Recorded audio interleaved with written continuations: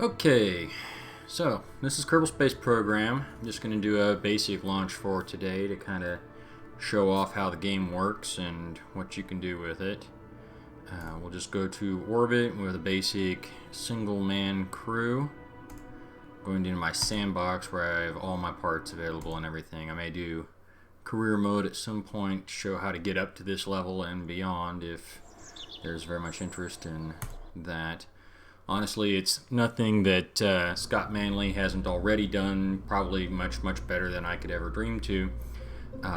If you want to play Kerbal Space Program and you want to learn how to not crash constantly, Scott Manley is the guy. That's M-A-N-L-E-Y, Scott Manley. He's on YouTube. If you looked up Kerbal Space Program on YouTube and didn't find him, you did something really weird because he's the guy. Anyway, so you saw, let me exit out real quick. You saw me go into the vehicle assembly building, which is this big tall structure right here in the middle. It's a science area, etc. Anyway, vehicle assembly building is where you build rockets. It's tall so the rockets fit inside. We're going to pick this Mark 1 command pod. It's a single crew, one Kerbal. The astronauts in this game are Kerbals. They're these little guys down at the bottom. See them walking around there. Anyway, the Kerbals are the whole people of this planet. So we need the command pod. We also need, from aerodynamics, a heat shield so it doesn't burn up on re-entry. It's not absolutely necessary, but you probably should know a lot more before you decide that you don't want to put that on. Mark 16 parachute fits right on the top. And that is basically what's going to be coming back. It's got the parachute so it doesn't smash into the ground. It's got the heat shield so it doesn't burn up. Kerbal inside. You can click on the crew tab up here. You can see we got Jebediah Kerman as our pilot. He's the badass, basically. Him and Valentina are the badasses. So there's that. Go back to parts. Now, to cut this part away from the rest of the rocket, we need to go into structural and grab the TR-18A stack decoupler. This guy right here, stick him on. And this is basically like explosive bolts. It'll blow this part off of the rest of the rocket. We're going to use a bunch of these. So, now we need some fuel tanks. And we need this small one right here. Fits on like so. Put a rocket on it. We want this one, little guy. There. And that is basically the orbiter. Well, not quite, but that's basically the orbiter we're going to have. We also need to have some power for it. Not absolutely necessary for a really short flight, but not putting solar panels on is going to bite you in the butt most of the time. I'm going to press the X button on my keyboard to do 2x symmetry. You can see this down here. If I press Shift X, it goes back to just regular mode. This is symmetry mode. And it's 2X, which means that when I put one on this side, like this, there's magically one on the other side that exactly mirrors it. This way you can build rockets that are balanced and they're not going to be, producing more thrust or have more weight on one side than the other. And this symmetry mode, I'll press X a few more times. You can see it goes up to 3X, 4X, 6X, and then 8X before it cycles back to 1X. You hear the cat meowing in the background. She's mad about nothing, but she's mad. Anyway. So, we also are going to cheat just a tiny little bit. I have some mods added, by the way, so you're going to see parts in this that aren't part of the stock game. And this one right here is one of them. It's called Mech Jeb. Mechanical Jeb. Jebediah Kerman, our badass astronaut. Mechanical Jeb. Basically, it kind of flies for you. You can have it pretty much run the whole mission for you without touching a thing, if you want to. Some people call it cheating. I personally look at it as, well, if you're more of an engineer than you are a fast twitch gamer, then this is great. You still get to build the rockets, you get to see if they work and all that. You don't have to rely on your ability to fly a little Kerbal spaceship with a keyboard to have fun playing the game. So it's up to you. You can use it as much or as little as you want. Anyway, so we got this. We get the stack decoupler. We'll stick another one on there. This is how you set up stages. Anyway, also when I put that on, you saw that this window right here came up. This is our delta V. Delta V basically means change in velocity. delta is change, v is velocity. So we go into this, and I can actually pull up the vessel info as well, and I'll make that go back away. So you can see our max acceleration, current acceleration, all this stuff. The main thing I use this for is for the vehicle weight. What you want to look at here mainly is your thrust to weight, right? And this is where you start, is this column right here. 2.59 is how much thrust to weight ratio we have with just that rocket right there. And then the ending right before it burns out, because as you burn fuel you get lighter, so you go faster. 3.28 is what you're going to end up with. And these are the big things you're looking at when you're designing, is how much go do you get. See, this will accelerate from 0 to 805 meters per second in a vacuum, or only 198 meters per second in atmosphere. Basically, that engine, that little bitty engine on the back there, isn't very efficient in the air, but it's really efficient out in space, which is why it's up near the top. So, next we need another fuel tank, and we're going to grab one of these long ones, stick it right on there. And I'm going to press the shift button and hold it, and then scroll with the mouse to zoom out just a little bit. Go back to our engines, and I'm going to grab the swivel that fits right there. What that means is this one can aim the nozzle. It'll tilt it a little bit to help steer. It's not quite as powerful as the Reliant, but it can turn. The Reliant's just straight. So we got that done. Now I'm going to move this whole thing up. I need to move it up a little bit. I can do that by grabbing the command pod, and then I can move this. Or I can click like here. Normally if I click here, I just grab that and pull it off. But if I hold the shift button and click, now I've got a hold of the whole thing. So scroll up just a little bit. Grab ourselves another stacked coupler. Said we'd use a few. Now we need more fuel. I'll grab 2 of these tanks. Stick them on like so, and now we're going to go back and grab that Reliant that I said doesn't steer. So we've got this.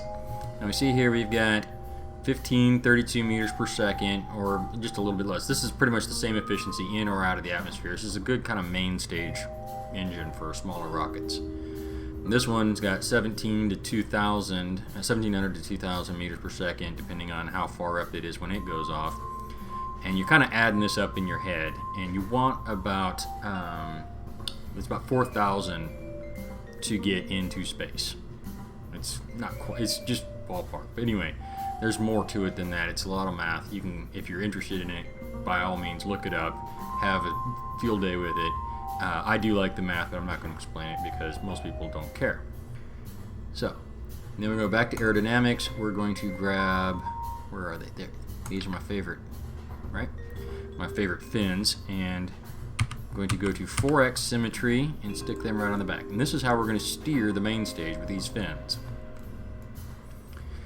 Alright, now, so that this thing doesn't fall over on the launch pad, we want to grab these little red launch stabilizers, and we don't need 4 times symmetry, so shift X down to 2, that's plenty. 1 would work, but I just think it looks weird with just 1 holding it up. And now we need to check our staging. Staging is this stuff over here on the right hand side, and you can see as I hover over it says what each thing does. Basically, when you hit the space bar to stage, whatever that is will activate. That means these will release, and then the rocket will hit the launch pad, and then when you press the space bar again, it'll light that main engine. Well, the weight of the rocket will crush that main engine, so we don't want those 2 things to happen separately. In the real world, you light your engines, they throttle up, they produce a lot of push, the mission control makes sure the darn thing's working before they let it go, and then they release those clamps. Kerbal Space Program, it's always going to light. You never have to worry about that. So I stick those together to save a little bit of fuel that you're just burning on the launch pad going nowhere. Now you can combine these so that it cuts that stage and lights that engine at the same time. I'm going to leave those separate to kind of illustrate how staging works a little bit better. You can see as we scroll up here, each of these goes off sequentially.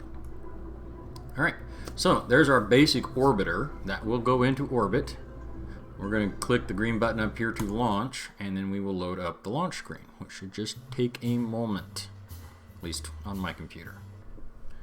Simple rocket, it's decently fast computer, so it doesn't take very long. Now, I'm going to cheat just a little bit and show the ascent guidance for MechJeb so that other people know how to use it, and also because I cheat a little bit and I use ascent guidance most of the time. I'm just not a good rocket pilot. So, you got a whole bunch of options here. Your orbit altitude is how far away from the planet you want to be orbiting. The atmosphere is at 70 kilometers, so you've got to be higher than that. Orbit inclination, that's are you going around the equator, are you going at an angle? For the most part, just set that to 0. It's more efficient. The bigger this number is, up to 90, the more fuel you're going to need to get into orbit, because you're going to have to arrest some of your rotational speed that you have as part of being on this planet.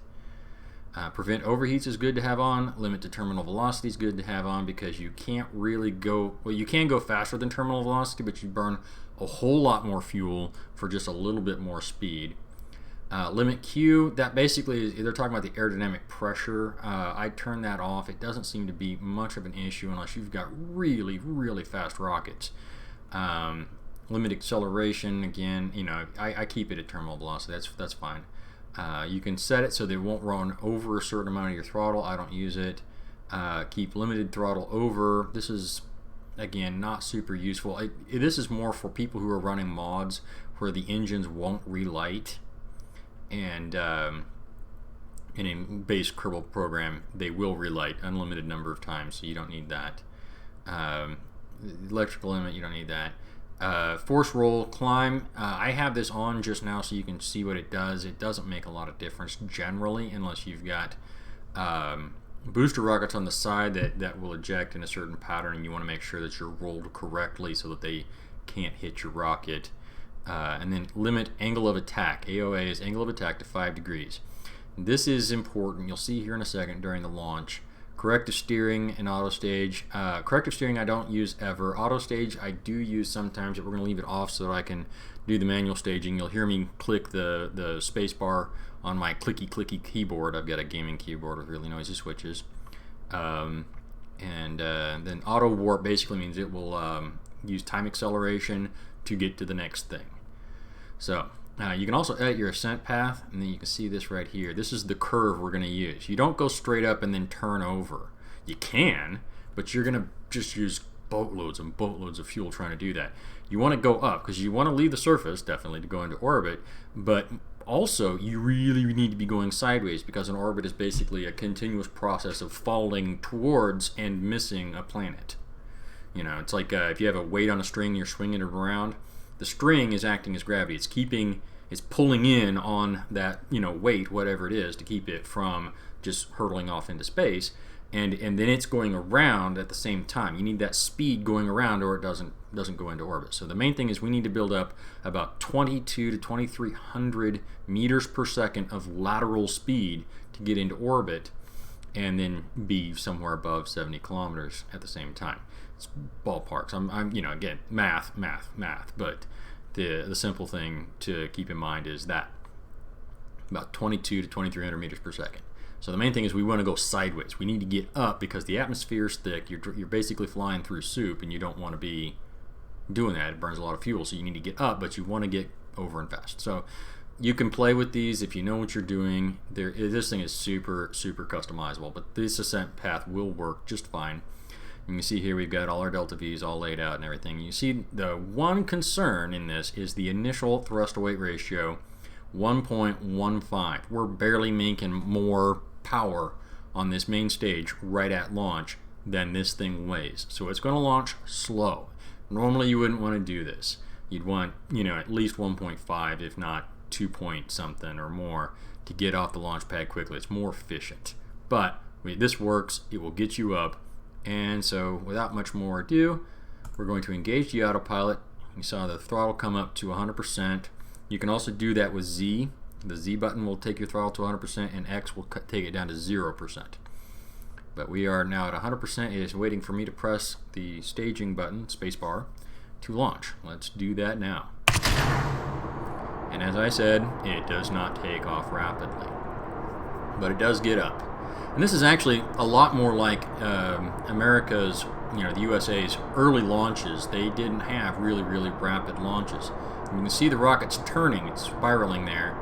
it was turning so that now the 90-degree vector on this nav bulb, which I'm sure kind of hard to see, is directly down, which means that as we curve up and over, we're going to go to 90 degrees. The orange line is north, and we want to tip in a way that puts the G-forces on the Kerbal. This is Jebediah down here in the bottom right corner, and he's having a blast. You want to put your G-forces on your pilot in a certain way so that he doesn't black out or whatever. Doesn't matter in Kerbal Space Program, but it's something that real rockets do, and so it's built into this. You can see here too, this green is this right here is green. That means that this is active. The rocket is trying to turn over sharper to follow its projected curve, but because this little yellow indicator here is the actual direction that the rocket is moving in, this little typical horizon mark, I don't know what that call that, but this little V-shaped thing with a dot in it is the actual facing. The round circle is the direction it's going. We don't want it to tip over too steep, or it will become non-aerodynamic. The air won't be flowing past it in a straight line, and it'll tumble and break apart and explode, which is a lot of fun to watch, but very frustrating if you're trying to actually put it into orbit. So you want to limit your angle of attack, and see it's doing it again. It's trying to change, but it doesn't want the angle of attack to be too far off because you don't want to fly sideways through the air. Nope, I need a stage. There we go. Press spacebar once to cut away the first stage, press it again to light the next engine, which will, highlight when I put my mouse over it. You can also right-click on this to see your fuel. You can see your fuel over here in the staging, and you can see it up here. But the liquid fuel here shows, when I go over it, you can see it shows both tanks. So if I wanted to only see this stage, then I would click here. But we don't need that. We're starting to heat up because we're going fast. And that's fine. You can see our speed here, we're up to about 1.1 kilometers per second, or 1100, 1200. It's going up. We are moving along pretty well, and pretty soon here we will see the engine start to feather the throttle and then shut off as the arc that we're traveling in this direction reaches 100 kilometers at its highest point. And here we go. And we'll click over to the map really quickly here, and you can see this is us right here, and this is the blue line is the path that we're going to take. It's a ballistic arc, and up here we will the autopilot will engage a circularization burn and set up our orbit for us, basically. Now what I will do sometimes, if I want to automate a lot but not everything, is I will go ahead and disengage the autopilot here and then set up my own circularization burn and follow it. But now we've time warped at 10 times speed towards this, and you can see our altitude right here is getting up there. And now it will light that engine one more time, burn off this fuel, and you can see this is how much we need and this is how much we have. It's not enough, so we're going to have to stage halfway through this burn, well, about halfway. Bing, we're out. Cut it, and then boom, off we go. And the one nice thing I like about this particular design is that that last stage doesn't have enough speed to orbit itself, so it will fall back in and I don't end up with debris flying around my planet. And that is us in orbit. We have 644 meters per second of fuel remaining, which is important. Unless you want to spend the rest of your life in orbit, you need to have fuel so that you can come back. Now, we're unfortunately on the dark side of the planet right now, but we can time accelerate and get up there. We'll close ascent guidance because we don't need it anymore. Move the Delta V stats down so they're out of the way. Let's look at our map, and we can see that yes, indeed, we have a nice circular orbit. Periapsis, which is the closest point of an orbit, is at 99.2 kilometers, and apoapsis is at 100.6 kilometers. That is really, really circular. It's, you would think, rocket science is super, super precise, but they're happy to have it pretty close. Let me get rid of this thing right here. This got added with one of my mods, and I do not need it or like it, and it's always in the way. Anyway, so you can see here from our map that we can see the sun, which is called Kerbal. This is Kerbin, and the people that live on it are Kerbals. And the Kerbal is Kerbol. Kerbals, the astronauts and people, are Kerbal. It's confusing. Anyway, and Kerbin is this planet. It has a moon called Moon. It has another moon called Minmus. And Minmus, as you can see, is kind of at an angle. Its orbit is at an angle. It's not perfectly circular. It's not also perfectly in line with the plane. And if we keep zooming out, we'll see, well, there's Kerbin's orbit. This is Eve, which is kind of like Venus. That's Moho, which is kind of like Mercury. You've got Duna, which is very much like Mars. Then you've got Dres, which is nothing like any of our planets. You've got Jewel, which is kind of like Jupiter. It has a whole bunch of moons around it. Duna has a moon, and Eve has a moon as well. And then way out here we've got Ilo, which is kind of like Pluto. It's, you know, on an elliptical orbit. It actually comes inside of Jewel's orbit briefly, and it goes around very, very slowly. So anyway, we'll zoom all the way back in. Now, we need to put this thing back on the ground. And that doesn't happen automatically. You know, you can make it happen automatically. In fact, let's show that. But the basics of it is the same either way. Now I can say just, you know, let's put this back at the KSC pad, but the KSC pad is over here in the dark, and that's boring to land in the dark. You can't see anything. So let's tell it to pick a target on the map. And this is how you would usually land on like a moon or whatever if you're going to use the automatic system to do it. And let's see. This right here looks like it's probably pretty smooth. So we'll do that. Alright, so that's our target. And then we can say land at target, and it will. So, before we do that, let's check. We got our auto warp on. That's okay. Deploy landing gear. Doesn't matter if it's on or off because we don't have any landing gear. Deploy parachutes. Does matter because we have parachutes. Use RCS for small adjustments. We don't have any RCS thrusters on here, although I did forget to take the RCS out. So, let's put that away. You can see right there it says monopropellant, kind of behind this. Monopropellant. That's RCS fuel. And we don't need it because I didn't put any thrusters on there, but we have it anyway just because, well, fun. Anyway, so we will click at land on target. But before we do that, let's leave the map so we can see our little ship, sort of. You can kind of see the shadow of it there. And we will kick into accelerated time almost immediately, I bet. So let's go. Yep, there. We are now time warping, and we're going to go around the planet quickly. There's dawn.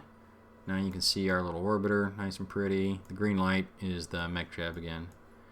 And it says here, where does it say it? Yeah, status moving to high deorbit burn. Status doing high deorbit burn. And it will burn, and then it will make a correction, course correction. It will burn down, and you can see right here, target difference. That's the difference between where you're going to land and where you're targeted to land. Those will never be zero. It's just not going to happen.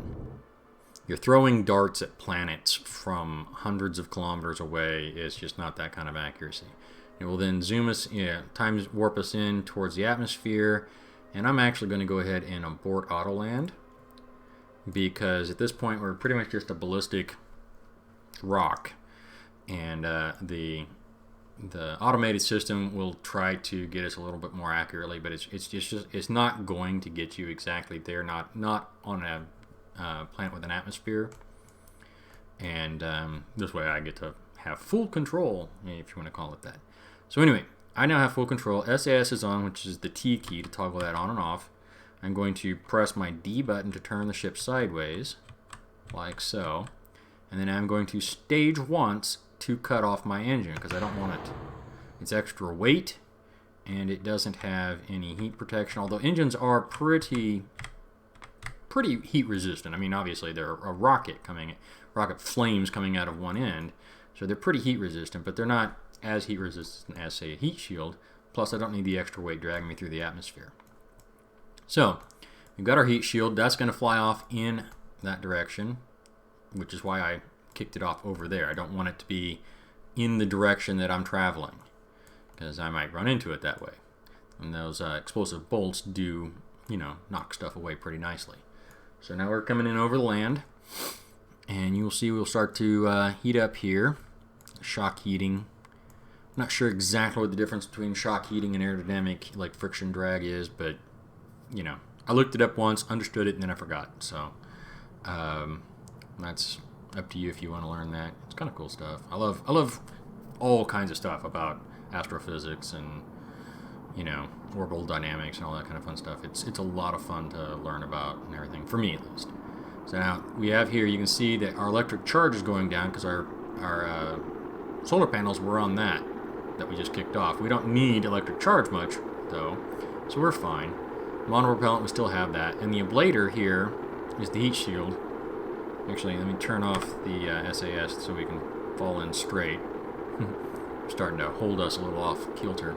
But anyway, the ablator, you can see it there. You can also right-click on your heat shield to look at your ablator to see. You're never going to use all that up. I mean, if you were to use the same heat shield and then like take off again somehow, and then re-enter several times, then you might start to get low on heat shield on your ablator, but otherwise it's going to be fine. Ablator basically means that it's a heat shield that burns off. It ablates, which is a big fancy word for burning off or falling off. Tanks, a lot of modern tanks use ablative armor that's designed to absorb an explosion and kind of get blown off. So, and then you can see the engine and fuel tank there, they're falling down steeper than us, and they will hit the ground with an explosion here in a little while. And our altitude is coming down. We're about 19 kilometers up, and this right underneath it is the atmosphere thickness gauge. How thick the atmosphere is. We're starting to get into the thicker stuff, and we are starting to decelerate pretty quickly. This G-force meter here at the bottom of the green is 0. That big one right there is 5. The big one there is 10. So we got up to about 3, 3.5, 3.8, something like that. We're now no longer really smoking, but we are still supersonics. We'll get the Mach effects there. And you also want to keep an eye on your parachute. This is red right now, which means if we deployed that, the atmospheric drag would just rip the parachute right off, and we would continue onto the ground at a very high rate of speed.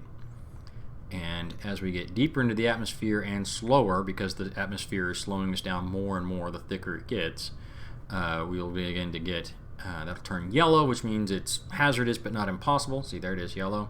And now gray, which means it's perfectly safe to open our parachute. And it will come out.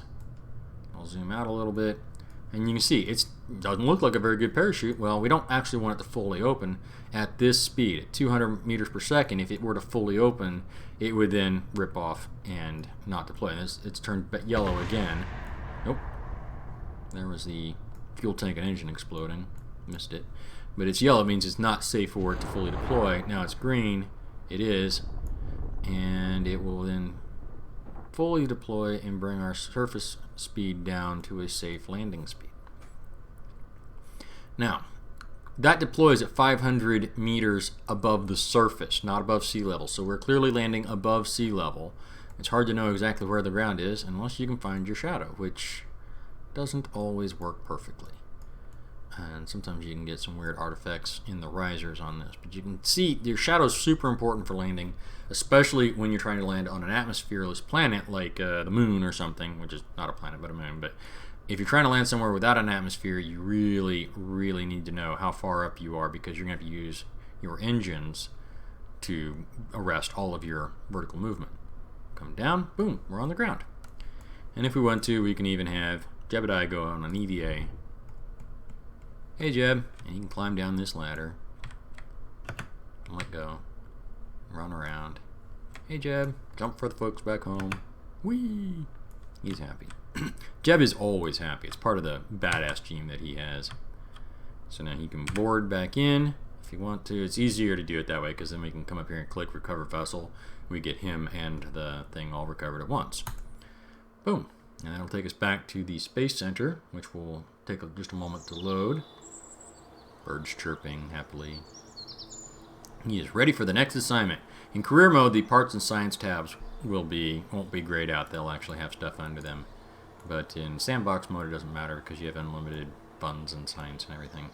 So you can see here, you can turn all the way around, and this is actually, you know, the actual game. I mean, when you're on the launch pad, it's this same stuff all loaded. This is, you know, I mean, I don't explain it. The menu is actually rendering everything, and if you have, like, you know, a rocket or something that you have parts of sitting over here, it would be there. You'd be able to see it and everything. And so you can actually zoom all the way out to, you know, kind of get a better look at everything. But you know, so anyway, this island over here has another runway on it you can land at, and that is Kerbal Space Program. You can also build airplanes in the space plane hangar. Sorry, and you can actually build airplanes that fly into space and all kinds of fun stuff. Those are arguably quite a bit more difficult to do. I am not a fantastic spaceplane pilot, but I will probably show that off at some point, and also how I kind of work around the limits of my skill so that other people who are similarly limited in skill can try to utilize my, I don't know if you want to call them cheats. They're not really cheats, but just ways of getting help, put it that way. And so that is all of that. I am the Autonomous Gamer, and if you like my videos, please like the video and consider subscribing.